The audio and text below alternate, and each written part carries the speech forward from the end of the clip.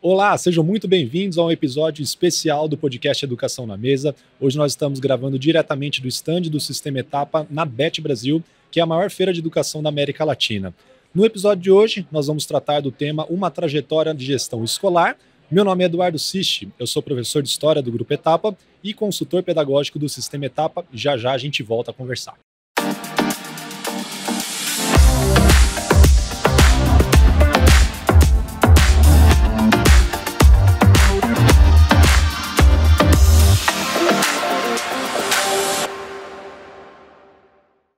E antes de iniciar essa conversa, eu gostaria de pedir para você seguir a gente aqui no YouTube. Se você já segue, ative as notificações para receber as mensagens, porque tem bastante material bacana para você conferir. Quinzenalmente nós lançamos nossos podcasts. Hoje aqui ao meu lado, sempre ele, apresentando junto comigo, o professor Rodrigo Mutuca. Tudo bem, Mutuca? Tudo certo, Eduardo? Como vai você? Tudo certo, prazer.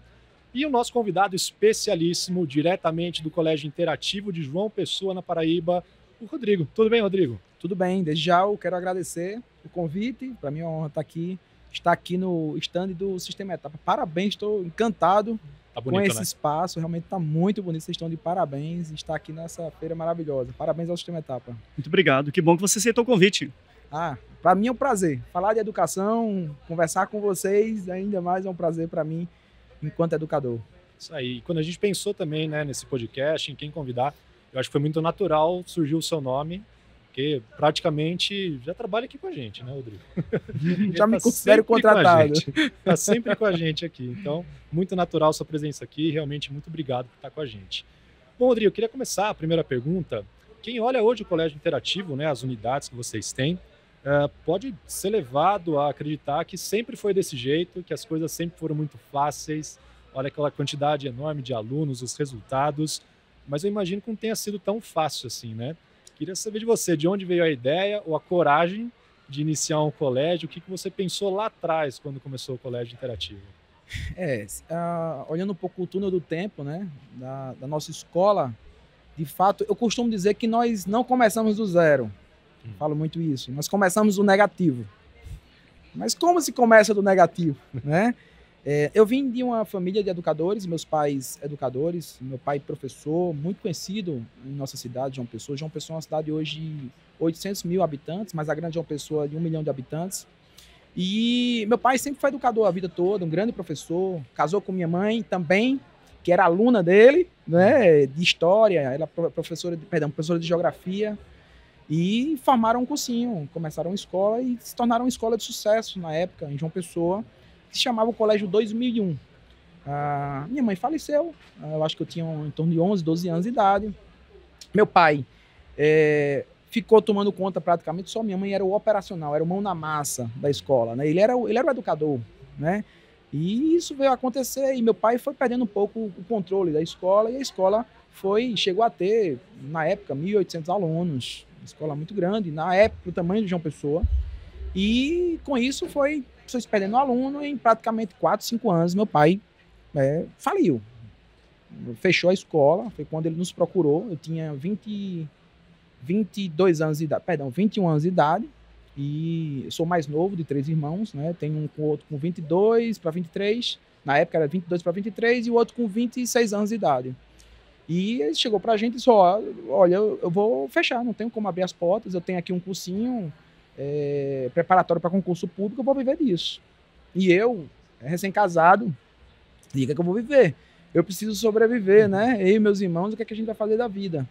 Foi quando a gente decidiu abrir uma escola, E por que eu falei começar do negativo? Na época, como a escola do meu pai já era uma escola que tinha fechado, e por situações financeiras muito difíceis, salários atrasados, contas atrasadas, ninguém queria trabalhar. Quando a gente abriu a nossa escola, o Interativo, ninguém queria trabalhar lá porque achava que era uma continuidade da escola do nosso pai, na época. E ninguém queria, como também pouca gente queria ser aluno dessa escola, porque funcionava na mesma estrutura física. Foi quando nós começamos, abrimos uma estrutura física que tem capacidade para 1.200 alunos, a gente começou a nossa escola com 110 alunos. né? Foi difícil. Lançamos a marca, o Interativo, o Colégio Curso. Qual o segmento? Começou com ensino médio e fundamental anos finais. Então, até que a gente quebrou meio que um paradigma em João Pessoa, porque na época o João Pessoa, todas as escolas começavam da educação infantil e depois iam crescendo dos segmentos, mas a gente começou do ensino médio e fundamental anos finais. Nós não tínhamos fundamental anos iniciais e nem educação infantil. Então, foi muito difícil o início. A gente começou no nosso primeiro ano com 110 alunos, sobrevivendo. A gente sobreviveu o primeiro ano. Eu costumo dizer que a gente sobrevivia o primeiro ano. Não tinha como pagar as contas. Então, veio aí o início, realmente foi muito difícil. O segundo ano da gente, a gente não tinha como colocar propaganda, não tinha crédito no mercado, porque se o primeiro ano já foi difícil, foi quando a gente abriu matrícula, se começou no primeiro ano com 110, a gente faltando uma semana para começar as aulas, a gente estava com 100 alunos matriculados. A gente não vai sobreviver em 2, 3 meses. O que a gente vai fazer da vida a partir de agora? Foi quando veio uma grande ideia nossa. Um dos meus irmãos, o Bex, que é o irmão do meio, disse, olha, por que a gente não abre um cursinho preparatório para o vestibular, um cursinho bem popular? Agora, bem popular mesmo, no valor de mensalidade bem acessível. Foi quando a gente lançou, na época, o cursinho, vamos montar o projeto. A gente tem 2 semanas para lançar um cursinho e para começarem as aulas. A gente não tinha material, a gente não tinha equipe, a gente tinha só ideia. Tranquilo. E a gente lançou um cursinho na época no valor de R$50 a mensalidade. Lembro demais disso na época, com o material incluso. E o que é que a gente vai fazer para lançar? Porque a gente não tem crédito para colocar propaganda na televisão, não tem o que fazer. Resolvemos vender o único patrimônio que a gente tinha na escola, que era a máquina de Xerox, que na época era uma copiadora, que era a única coisa que a gente tinha para vender, porque não tinha mais nada, né? E vendemos a máquina. No mesmo dia a gente colocou a venda e conseguiu vender. Fomos na TV local lá, pagamos uma dívida que a gente tinha e quitamos e pedimos crédito para poder lançar esse cursinho. A gente, graças a Deus, conseguimos esse crédito e lançamos no domingo a propaganda de um cursinho no valor de R$50. Na segunda-feira a gente tinha só de ligações, mais de 200 ligações. Em uma semana a gente conseguiu formar 3 turmas, cada uma com 100 alunos, um turno da manhã, um turno da tarde, um turno da noite. Para, claro, um valor de R$50. A gente precisava ter turmas numerosas, né, para poder ele ser viável. Então foi quando aí começou a coisa a dar certo. Em uma semana a gente teve que providenciar um material. Agora imagine como a gente vai providenciar esse material se é a única máquina de copiador que a gente fez na mão.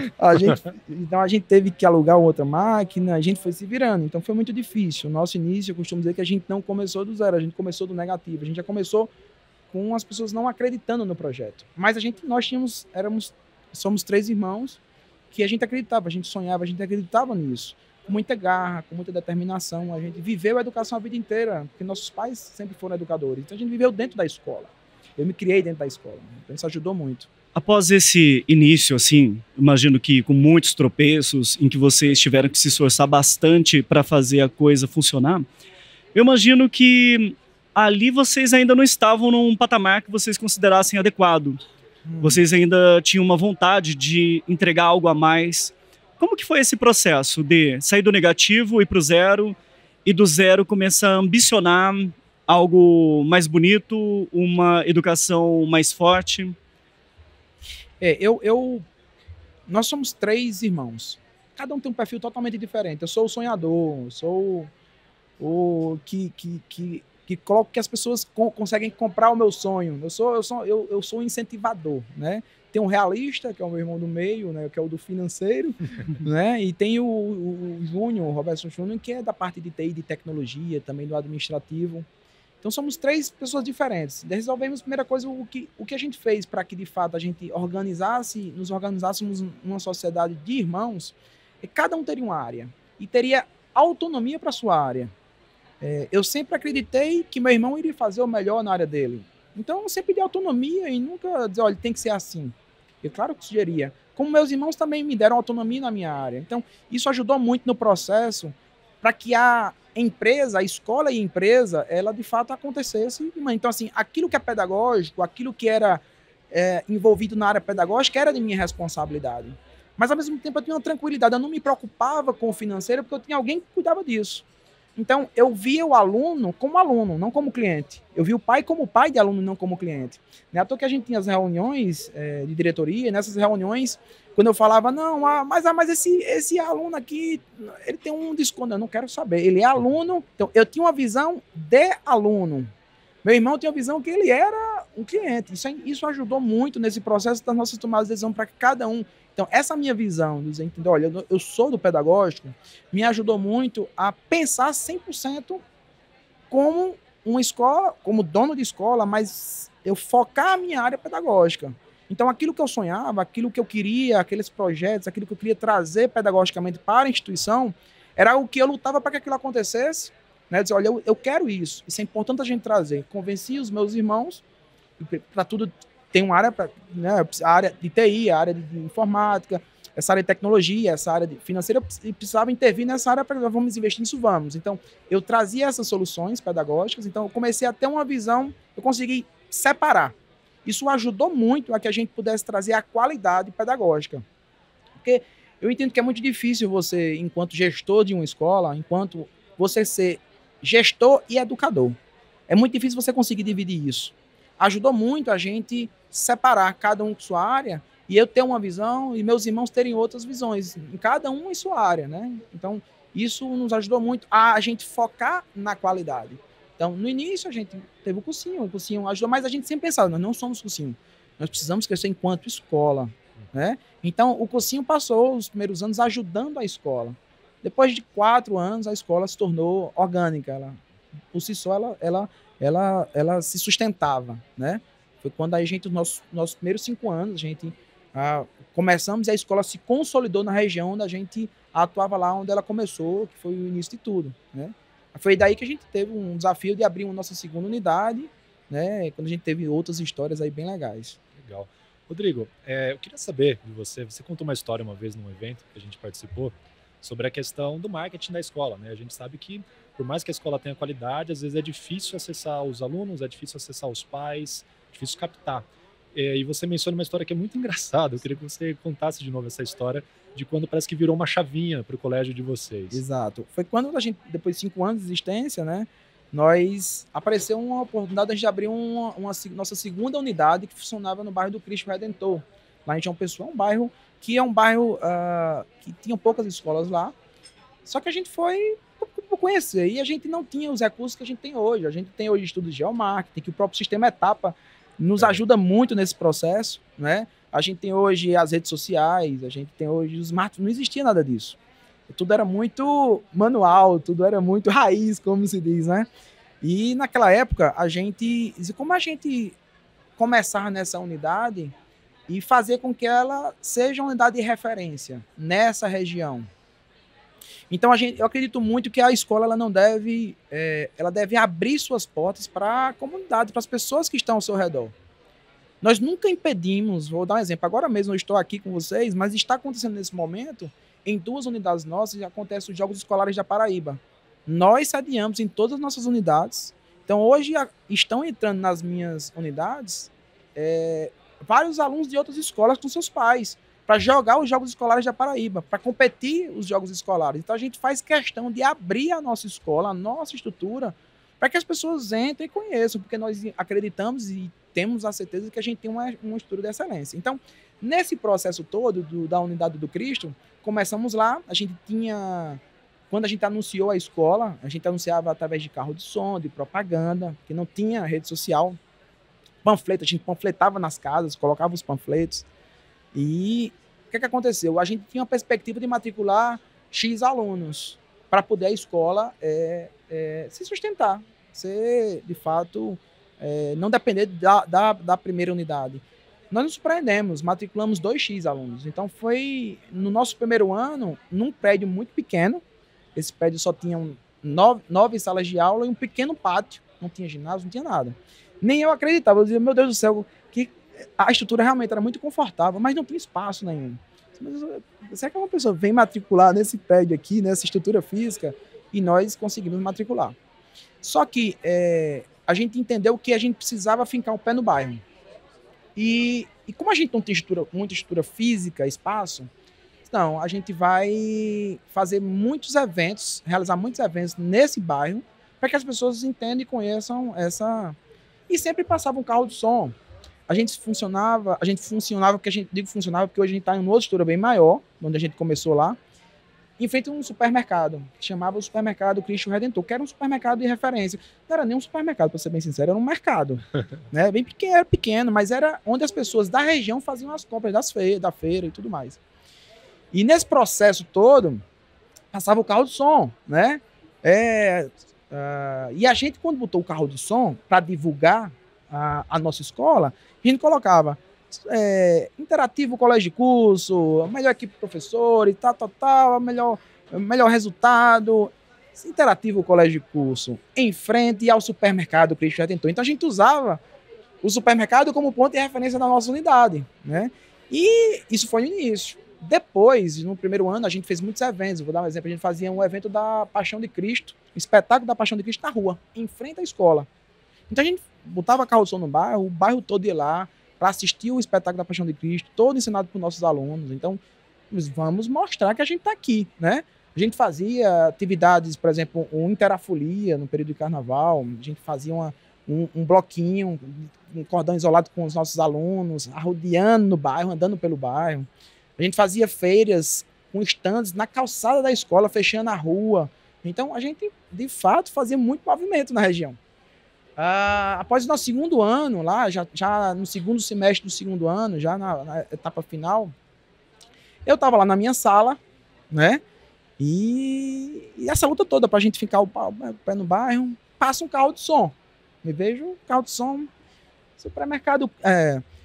Hoje é o dia da carne, quarta-feira é o dia da promoção. Passe no nosso supermercado, também a fruta, você vai encontrar os melhores preços, assim, assado. Supermercado Cristo Redentor, em frente ao Colégio Interativo.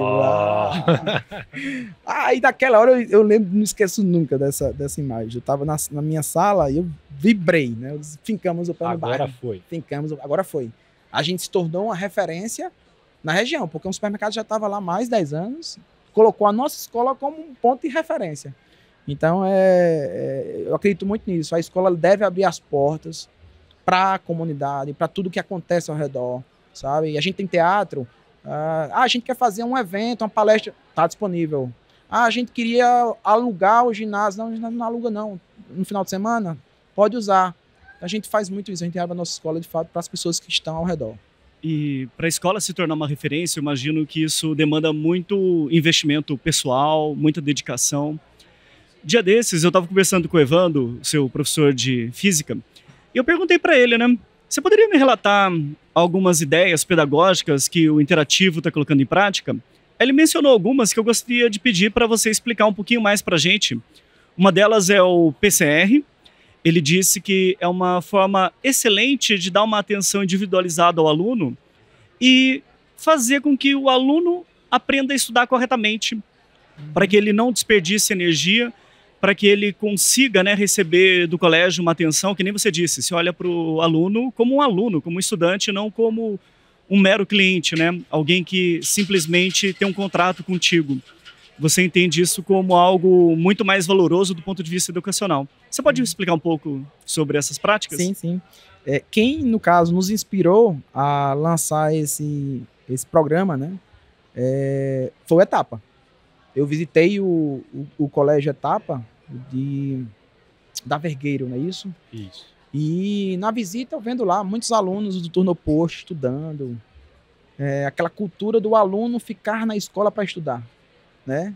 Eu me inspirei, eu saí inspirado. Eu disse, não, eu preciso trazer... E conversei com a Etapa na época. E existia um programa, que era um programa para trazer esse estímulo ao aluno, para focar em resultados. Eu disse, eu quero fazer e criar o nosso programa. Se chama o PCR, Programa Cultura de Resultados. Eu queria trazer essa cultura de resultados para dentro da minha escola. E nesse processo, a gente vamos construir esse programa. Nós temos vários eixos de atuação nesse programa. Um deles é para trazer o aluno para a escola, para ficar na escola no turno oposto, estudando, a gente começou no projeto trazendo o plantão de dúvidas. Só que o plantão de dúvidas, a gente tinha professores nos plantões de dúvidas. E aí começamos. Só que eu tinha uma pequena quantidade de alunos vindo para a escola. Eu dizia, cara, eu não estou entendendo isso. O aluno tem disponível aqui professores disponíveis. Às vezes um professor de física estava lá à tarde, ele atendia 2 alunos, eu ficava revoltado com aquilo. Eu dizia, mas como é que pode isso? E eu comecei a entender que o aluno, ele se sentia muito à vontade com o aluno. E a gente, através do próprio Sistema Etapa, a gente começou, inspirando com o Sistema Etapa, a fazer o concurso de bolsas de estudo para alunos de alto desempenho. Não só para captar alunos de alto desempenho, mas para fazer um programa interno também, para valorizar os alunos da casa. E a gente entendeu que o aluno que tem bolsa de rendimento, por rendimento na escola, obrigatoriamente ele precisa fazer algo por alguém. A meritocracia. Eu tenho algo, eu mereci aquilo, mas eu preciso merecer de fato. O que é que eu posso fazer por alguém? Então a gente tornou o Plantão de Dúvidas um projeto de monitoria, onde a gente tem hoje alunos monitores no turno oposto, que são os alunos que são de alto desempenho, que ficam uma vez por semana. Então a gente tem vários alunos, então todo dia tem alguém nas salas de estudo, sendo monitores de outros alunos. Gente, é impressionante. Na primeira semana que a gente começou com os monitores, eu tive que colocar escala de agendamento. Porque todos os alunos querendo participar do programa do projeto monitoria. Então, esse é um dos eixos. Então, hoje a gente tem um dos eixos de atuação. Primeiro, eu queria trazer que o PCR trouxesse essa cultura do aluno estar estudando, rotina de estudo. Então, esse foi um dos eixos de ação que até hoje é um sucesso na nossa escola. O segundo é trazer a cultura de participação em Olimpíadas, que o Etapa também nos inspirou, né? Então, a gente passou a participar de vários projetos, várias Olimpíadas do conhecimento, né? E hoje, a gente... fazendo hoje, tendo um dado hoje, a gente, por exemplo, a Olimpíada de Matemática, a gente, brasileira de Matemática, a gente começou tendo 2 medalhas, 3 medalhas, hoje a gente está com mais de 85 medalhas, né? Isso em apenas 4 anos que a gente resolveu participar, de 4 anos para cá, né? Além de outras Olimpíadas, a gente participa da Olimpíada do Etapa, a gente, acredito que a gente é do Nordeste, a única... delegação, né? Que a gente levou 8 alunos, a gente trouxe 8 alunos para São Paulo e agora no próximo a gente está com previsão de trazer 14. A gente lembra deles fazendo barulho lá. Exato. Trouxemos muitas medalhas, então a gente começou a participar. Então o que acontece? O aluno que ganha medalha, ele inspira outro aluno. E o aluno diz, eu quero chegar aí, eu quero participar. Então a gente começou com uma participação mínima de alunos. Hoje, a maioria dos nossos alunos querem participar de Olimpíadas. E outra coisa, no processo, a gente tá aqui, a frase que a gente usa na nossa escola é o seguinte: aluno inspira alunos. A gente tem hoje, no projeto monitoria, a gente tinha hoje só os alunos bolsistas. Hoje, a maioria, temos os bolsistas, mas a maioria hoje da participação não são de alunos bolsistas, que são monitores. São alunos que querem ser monitores de outros, porque eles foram uma vez. Exato. Então, hoje o PCR ele tem esses eixos de atuação. Né? E também tem esse processo também do acompanhamento individualizado de alunos, onde eles pegam os alunos e fazem rotina de estudo, monta com eles esse processo todo. Então, esse é um... E tem um novo projeto agora, que é o Bússola, né? Que aí eu preciso falar um pouco mais sobre isso. Explica, aí no tempo. Posso falar já? Não, do tem Bússola? tem que falar. A gente entendeu que a gente precisava trazer um programa de atendimento individualizado do aluno. Nesse processo, é muito difícil a coordenação, a equipe pedagógica fazer esse processo, esse acompanhamento individualizado.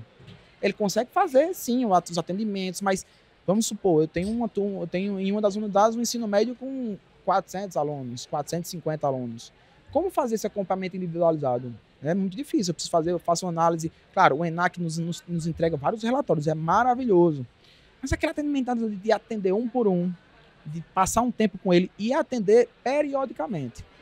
Nesse processo, eu digo, cara, se na monitoria eu tenho alunos muito à vontade para aprender com outros alunos, monitores, por que eu não montar uma equipe de tutores, treinando, capacitando, só que esses tutores sendo alunos? Eu conheci um projeto de uma escola de outra escola, procurei saber se estava tendo sucesso, que eram alunos. Eles, não, sucesso absoluto.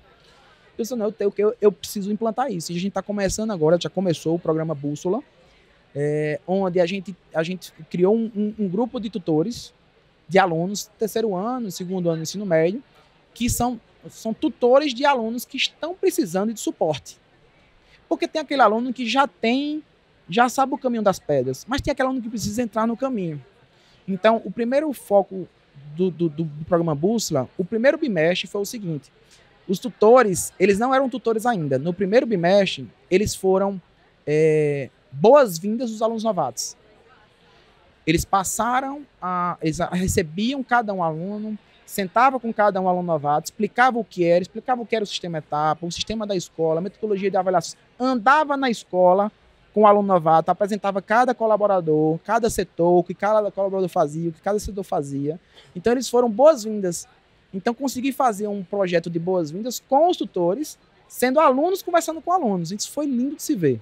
E agora começou o segundo processo, a segunda etapa, que é o atendimento quinzenal de alunos, saíram os primeiros resultados do ENAC e avaliações. Esses alunos que precisam de suporte, a gente pegou eles assim, vocês vão estar com a gente agora, com os tutores, sendo acompanhados de 15 em 15 dias. Então, é um projeto que a gente está apostando muito, está acreditando muito, já começou muito bem com o projeto Boas-Vindas, né, do Bússola. E a gente está acreditando muito que vai dar muito certo. Uma coisa assim que tanto Eduardo quanto eu gostamos muito dessa sua fala é que a gente começa a enumerar, né, o tanto de técnicas pedagógicas que vocês estão aplicando com os alunos. Em primeiro lugar, né, o feedback. Muitas vezes, né, a gente pensa na importância de fazer avaliações, provas, e algo fundamental é o aluno saber entender o que significa uma avaliação, a nota que ele recebe. Ele precisa de uma orientação a respeito dos seus próprios estudos, e isso vocês fazem com excelência. Outra coisa muito importante que a gente pesquisou, algo muito eficiente para desenvolver a memória de média e longa duração dos alunos, é tentar ensinar algo para alguém. Ele vai criar uma nova versão daquilo que ele está aprendendo. O Eduardo usa muito essa expressão. É preciso que a gente crie o nosso próprio jeito de olhar um determinado objeto cultural. E gostaria de mencionar mais alguma, porque é o queixo, você comenta, né? Sobre tutoria, né? A gente fala bastante sobre isso nas nossas formações. E eu dou o seguinte exemplo, junto com meus alunos, que aquele momento em que ele tenta explicar para o colega dele a matéria de prova, na verdade é muito mais benéfico para quem explica do que para quem recebe. Então fez todo sentido você dizer para mim que os alunos queriam ser monitores. Os monitores, a fala deles hoje é o seguinte: hoje eu estou aprendendo muito mais sendo monitor do que na época que só estudava, porque ele precisa também estudar para ser monitor, mas ele ensinando, ele aprende muito mais ensinando. Então, os monitores não querem sair do programa de monitoria. Não querem sair. Muitos continuam no ano seguinte, olha, não me tirem do programa de monitoria, que para mim está sendo maravilhoso, porque eu estou aprendendo muito mais, né? Realmente é maravilhoso, é um processo de aprendizagem grande demais. E é muito interessante porque eles simulam o ofício do professor, né? Exatamente. Quando ele tem que estruturar uma explicação, ele tem que ser didático, ele tem que ter a aprovação de quem está ouvindo, né? Exatamente. Tem até um trecho que a gente sempre cita também nas nossas palestras, que existe um estresse saudável nesse ato de explicar para um colega. Exato. Porque ele quer se fazer claro. E também as relações. Sim, né? sim. Quantos monitores passaram a ter novas relações, conhecer mais gente, mais pessoas, acreditar no relacionamento humano? Isso é muito importante, né? A interação. A frase que a gente usa toda vez na escola, aluno inspira aluno. Né? Então, o aluno de bom desempenho, ele precisa inspirar outros. Nada melhor do que inspirar do que ele sendo um suporte para outros alunos. Sem né? dúvida. E, Rodrigo, a gente conversou rapidinho aqui sobre professores, né? Sempre que a gente visita o seu colégio, a gente participou já de vários eventos, a gente tem a oportunidade de conversar com o seu quadro docente. Eu me lembro, por exemplo, de conversar com o professor Seymour de História, né? Eu sou da área de História, a gente teve uma conversa super legal lá, tem professores de altíssimo nível. Eu queria que você comentasse como que funciona o processo de seleção e como que vocês garantem a continuidade da qualidade de ensino. Perfeito. A UG também a gente aprendeu com a etapa, viu? O nosso processo de seleção, ele era muito básico. A gente praticamente contratava por indicação ou por disponibilidade. E eu entendi que, olha, nós trabalhamos, escolas são pessoas. E eu preciso ter as melhores pessoas nessa escola, né? Então, eu reformulei todo o processo de contratação, de seleção de novos colaboradores. Hoje, são etapas nesse processo que precisam ser vencidas até a gente, de fato, chegar à contratação. Todo professor, ele primeiramente, a gente recebe os currículos, o professor, ele primeiramente passa pelo RH para a gente fazer uma avaliação, né, que é normal, todo RH faz. Depois, ele passa para o coordenador de área, coordenador de matemática, de física. Se ele é professor de matemática, o coordenador de matemática chega para ele e diz, olha, tem aqui 10 conteúdos que eu preciso que você aplique uma aula para mim. A gente marca essa aula, onde o coordenador de área assiste a aula juntamente com a coordenação pedagógica e mais umas 2 ou 3 pessoas do administrativo e também do pedagógico. Ele dá essa aula expositiva e na hora a gente diz, olha, você vai dar sobre esse conteúdo. A gente não diz antes qual é o de fato. E ele aplica a aula. No final de cada aula, a gente faz questão de fazer uma pergunta. Não, perdão, a gente não faz a pergunta, a gente questiona. A gente faz um questionamento. Mas não seria melhor se você, nessa aplicação, fizesse assim, assim, assado? É intencional. Para a gente saber qual é a reação. Para saber se ele está apto, está aberto a mudanças, a melhorar, a receber críticas construtivas. A gente faz essa pergunta e o terceiro processo, o professor ele faz uma avaliação. Quais são, de onde a gente tira o banco de dados das questões da avaliação onde o professor responde? Dos ENACs, que o Etapa envia. Então a gente entende o seguinte, se o nosso aluno ele vai fazer uma avaliação do ENAC, por exemplo, do terceiro ano do ensino médio, eu preciso que o professor ele saia muito bem respondendo essa avaliação do ENAC. Como é que o meu aluno vai sair bem se o professor na avaliação do ENAC não saiu bem? Né? Então, esse é o terceiro processo e o último processo é o boas-vindas, praticamente, que a gente faz a introdução dele na escola, a integração dele na escola. A gente tem sempre um líder local que faz essa integração. Então, o processo acontece. Depois que a gente fez isso, nós temos uma quantidade muito grande de mudança de equipe. Faz praticamente uns 6, 7 anos que a gente tem pouquíssimas mudanças na equipe. Isso é muito bom, sabe? Isso é muito bom. Graças a Deus a gente tem tido uma evolução nesse sentido. Eu acho que um resultado muito perceptível para quem tem a sorte de visitar a escola de vocês é que a equipe, ela parece ser mesmo muito orgânica, ela é muito receptiva e sempre quando a gente vai para lá, a gente se sente muito à vontade. No começo do ano eu estive lá com a Daniele e ela fez uma apresentação sobre habilidades socioemocionais para suas professoras do infantil e do Fundamental 1. E eu percebi ali uma coisa muito valiosa.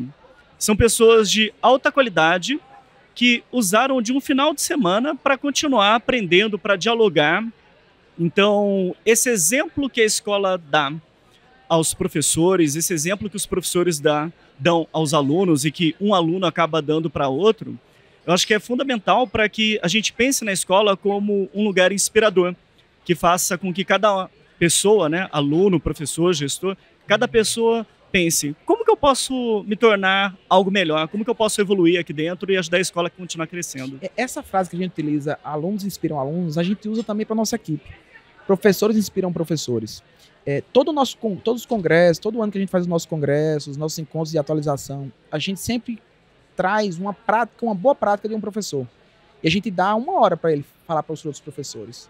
Fala aquela sua boa prática, você tem 1 hora para bater um papo com a nossa equipe no nosso congresso, para falar de uma boa prática. Tem uma professora lá de geografia, tem ainda, né? Geisiane está com muito tempo com a gente, Geisiane. E eu andando na escola, eu vendo lá ela ensinando os alunos longitude, latitude, pegou um ginásio, a quadra, com giz, saia marcando o piso lá, e ensinando os alunos o que era longitude, latitude, e o cara, que massa, os alunos lá pulando de um lugar para outro, ela foi totalmente lúdica, né? Eu disse, Geise, e ela usa muita ludicidade nas aulas de geografia dela. Eu disse, Geise, você precisa inspirar outros alunos, você precisa compartilhar essa boa prática. O que a gente fez? Todo o congresso que a gente realiza tem um momento boas práticas, porque a gente acredita também que professores inspiram professores. Legal. Rodrigo, aproveitando que você mencionou congressos, eu me lembro especificamente daquele período da pandemia, eu e o Rodrigo participamos de um evento online com vocês. Vocês montaram toda uma estrutura e a gente de casa, né, nós fizemos uma palestra dentro do congresso de vocês. Você consegue resumir brevemente o que são esses congressos, que discussões vocês têm e até outros eventos que vocês praticam? Nós temos comandado por Laura, que é nossa coordenadora do setor de psicologia. Eu chamei ela para coordenar o programa de capacitação continuada. A gente acredita que a capacitação só deve acontecer no início do ano, no final das férias não. Isso acontece todo mês, tem capacitação. É algo contínuo em nossa escola. Só que nós, primeiramente, claro, a gente procura ver o que é que, no momento, a gente sempre faz a pergunta. Vendo hoje a educação hoje no nosso país e a nossa escola, quais são hoje as nossas maiores necessidades? Vendo hoje a nossa equipe, vendo hoje, o que é que a gente precisa trazer? Então a gente faz essa pergunta em equipe para a gente entender que temáticas a gente precisava trazer para o nosso professor, né? Então a gente sempre traz algo muito atual. E nesse processo, a gente, claro, vocês sempre estão com a gente lá, a gente desde já agradece sempre a participação de vocês, a disponibilidade de vocês. Mas também a gente acredita no educador local também. Então, a gente sempre desafia alguém da nossa equipe a trazer uma temática interessante. E é muito legal, sabe? O Seymour mesmo, que é um professor inspirador que a gente tem na nossa escola, professor de história, é fundador da nossa escola, é uma pessoa, assim, apaixonante, né? E ele é apaixonado por educação, eu digo, Seymour, você tem que estar com a gente em todas. E o que a gente disse, olha, Seymour, a gente precisa falar sobre isso, o que é que tu acha? Eu digo, eu tô dentro. Então, a gente sempre traz essa temática, a gente sempre faz a pergunta, o que é que a nossa equipe precisa saber, né? A gente já trabalhou uma vez sobre disciplina em sala de aula, né? Regras em sala de aula. A gente entendia que a gente estava passando por um momento pós-pandemia muito difícil. Alunos agitados, né? Perdendo o ritmo de estudo, né? Como também a gente colocou temáticas onde o professor precisava entender que o aluno pós-pandemia não era o aluno de 2019, 2020, início de 2020, 2020. E a gente fazia a frase que eu dizia, professores, não façam Ctrl-C, Ctrl-V. Não façam aquilo que vocês faziam no início de 2020, não apliquem agora no pós-pandemia, porque não vai dar certo. E alguns professores ainda foram teimosos, alguns não dando certo, e aí esse professor precisa virar a chave, vamos diminuir o ritmo. Então a gente trouxe essa temática também no pós-pandemia, por entender que a gente ia receber um grande desafio no ano passado, que foi o pós-pandemia, que ainda é um desafio hoje para todos nós, né? Mas tem sido, cada vez, as coisas têm sido mais acalmadas, graças a Deus. Nessa história que você está nos relatando, né, de como que o interativo cresceu tanto, se tornou aquilo que ele é hoje, a gente percebe uma grande preocupação pedagógica. Sim, né, tem toda uma gama de preocupações financeiras, com compromissos, acordos, etc. e tal.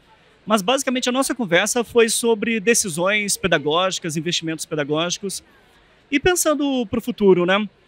Quais são os seus sonhos pedagógicos para a escola? Como que você imagina o interativo daqui a 3, 5 anos? Hoje nós somos o grupo educacional, né?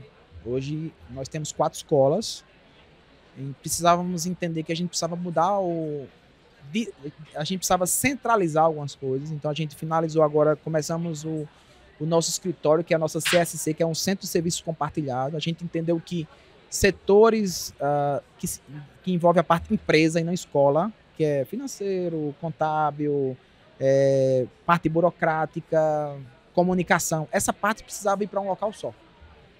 Eram divididas nas unidades. A gente precisava para melhorar e otimizar os processos, deixar os processos únicos, né? Então a gente trouxe todos esses setores para um local só.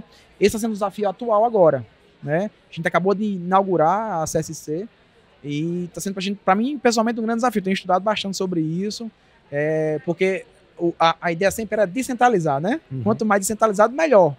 Então, esse conceito está mudando um pouco, porque quando a gente pensa em grupo, a gente precisa centralizar alguns dos processos. Isso para trazer eficiência. Mas por que nós estamos fazendo isso? Porque nós estamos pensando, claro, em crescer. A gente não está fazendo isso por acaso. A gente está fazendo isso porque a gente pensa no futuro em crescer. A gente está, assim, prospectando uma área, a gente está prospectando uma área para abrir uma nova unidade de interativo, mais uma unidade do grupo. Não para o ano que vem, a gente está organizando o projeto para que o ano que vem, o outro, a gente já comece uma nova unidade. Hoje o nosso sonho agora atual, que a gente está pensando 100%, todo o tempo da gente tá pensando nisso agora.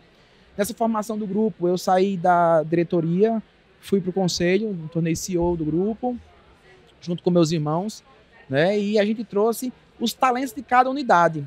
Isso é muito importante eu falar sobre isso, porque eu tinha uma diretora da unidade do Cristo, em uma das nossas unidades, que ela era muito boa em tudo, mas ela era excepcional em uma área. E eu tinha uma diretora na unidade do Bessa, que ela era muito boa em tudo, mas ela era excepcional em outra área. Por que não trazer essa excepcionalidade delas para o grupo? Porque aquilo que uma era muito boa, é excepcional no financeiro e contábil. Porque esse processo, nessa unidade que é excepcional, eu não trazer e multiplicar isso para todas as unidades. Então, eu trouxe essa aqui para ser a diretoria do grupo, diretora administrativa, de cultura, a diretora pedagógica e a diretora financeira e contábil. E eu e meus irmãos, a gente foi para o conselho agora. Então, esse está sendo o desafio agora, a formação do grupo, mas os nossos sonhos, de fato, têm sido em crescimento. Crescimento e não só no crescimento de quantidade de alunos. O meu pensamento sempre como eu sou do pedagógico, né? É crescimento em qualidade, em resultados, que de fato é o que no final de tudo o pai quer. E o que nós queremos é resultado. No final de tudo, a gente quer resultado para os nossos filhos. Nós queremos que nossos filhos sejam felizes. Mas para que eu amplie a felicidade dos meus filhos, eles precisam realizar e conquistar os seus desafios, né? Vencer os seus desafios. Um deles é, de fato, conseguir ter a abertura para escolher o curso que ele quiser. Imagine só. Então, isso é maravilhoso. Então, de fato que a gente tem trabalhado, isso tem sido os nossos sonhos. Legal. E pensar que tudo começou com a venda de uma máquina de Xerox, é isso? Exatamente, exatamente. Tem muitas histórias. Além da máquina, tem várias, mas não dá para contar aqui. São muitas. Cada dia a gente descobre uma. Eu tô achando maravilhoso isso. Se eu for contar todas as histórias, são muitas histórias. Legal. Bom, Rodrigo, infelizmente o nosso tempo está acabando, mas, nossa, eu gostaria de agradecer imensamente. Foi muito legal conversar com você. Veio de longe, participou aqui desse podcast especialíssimo na Bet Brasil. Então, muito obrigado de verdade pela sua presença. Prazer é todo meu. Quero parabenizar novamente vocês, ao Sistema Etapa, a toda a equipe. Essa equipe é uma equipe apaixonante, é notório, a gente vê isso. Parabéns por esse, do jeito que eu falo na minha escola, que é uma equipe apaixonante, né? De fato, a Etapa tem um Sistema Etapa, o colégio, o sistema, todo o grupo tem uma equipe apaixonante pelo que faz. Eu sou muito grato por conviver com vocês, por viver a educação com vocês e por sonhar junto com vocês. Nós agradecemos também, até porque, fazendo uma paráfrase de algo que você disse várias vezes aqui, escolas também inspiram escolas. Ah, legal. E o Interativo é uma escola muito inspiradora. Muito obrigado. Feliz. Fico muito feliz. Muito obrigado. Muito obrigado. Bom, então a gente vai finalizando mais um episódio do podcast Educação na Mesa, esse nosso episódio especialíssimo aqui na Bet Brasil. Obrigado pela audiência de todo mundo. Lembra de seguir o nosso canal no YouTube, Educação na Mesa, que tem bastante conteúdo bacana. Obrigado e até a próxima.